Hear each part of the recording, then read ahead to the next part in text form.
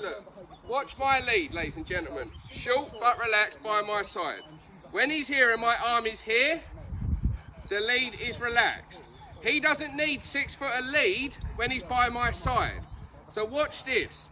If I walk towards this new dog here, see he starts to go in front of me. I can, yes, look, I can stop. Communication through the lead. Turn around. Turn around. Like that. Communication through the lead. It's slight up. It's all in the wrist. So I walk forward. Right there. He went to go, but I've blocked. Yeah. Then I know that this is his limit. So I create a bit of space. So he doesn't get worked up. But my arm, where is it? Tension. Bring him towards me because he's going off script.